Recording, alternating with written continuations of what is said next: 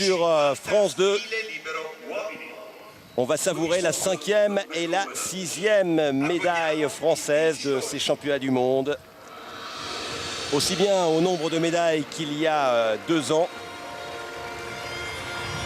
À Melbourne, pas de titre en revanche. Et regardez Frédéric Bousquet, Amaury Levaux et César Cielo. Oh, il doit s'en passer dans la tête d'Amaury. Il doit s'en passer des choses. Médaillé le jour de l'enterrement de son papa. Il y a des destins, des histoires qui vous marquent à jamais. Je pense qu'après Montpellier, effectivement, il ne se voyait pas vraiment arriver à monter sur le podium. Je pense voilà, faire toute une année de préparation pour préparer un 50 mètres et un relais. C'était un petit peu difficile pour lui quand on connaît le talent de ce garçon. Et on a vu Roxana, le monsieur barbu dans les tribunes. Vous l'avez sans doute reconnu, c'est Bud Spencer qui, avec Terence Hill, avait joué dans de nombreux films, des westerns spaghetti comme on dit. Eh bien, Bud Spencer, Michel, qui avait disputé les Jeux Olympiques. Tout à fait, c'était un nageur de 100 mètres. Il a fait une finale aux Jeux Olympiques. Je ne saurais pas vous dire laquelle, donc je ne veux pas me tromper, mais il a fait le 100 mètres aux Jeux Olympiques. C'était un grand nageur. Médaille de bronze, il est vice-champion olympique de Mulhouse, entraîné par Lionel Horter. Une médaille de bronze au nom du père. Très symboliquement, Amaury Levaux. Ça ne lui redonnera pas le sourire aujourd'hui. Mais il est présent. Et on va s'associer aujourd'hui à sa peine, plus qu'à sa médaille de bronze, qui est extraordinaire dans ces conditions, parce qu'elle sort de l'ordinaire. Il a battu son record et il y aura des jours meilleurs pour celui qui peut devenir le meilleur sprinter de la planète.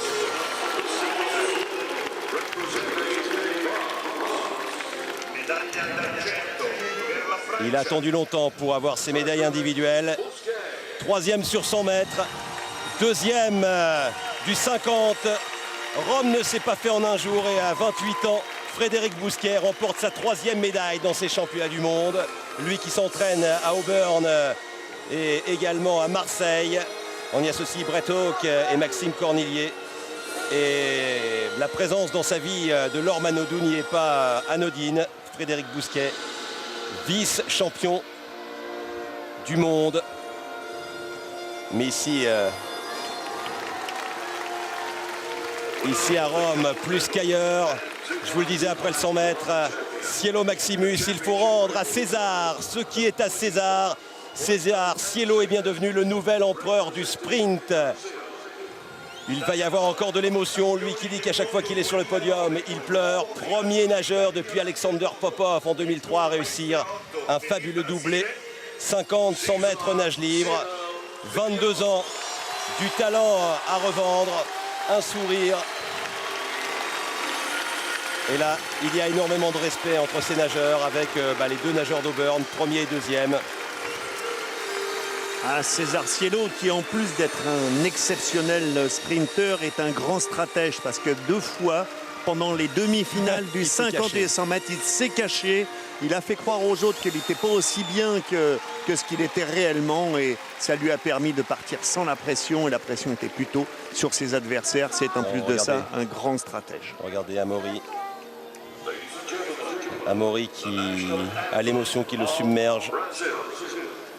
Et César Cielo, l'hymne Aori Verde pour César Cielo, fabuleux champion du 50 et du 100 mètres nage libre.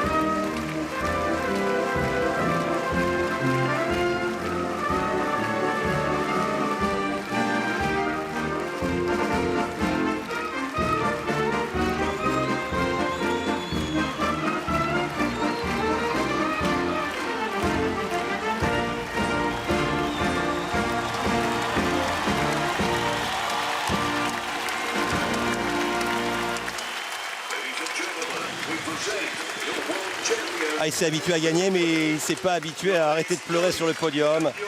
Regardez Amaury qui est souriant.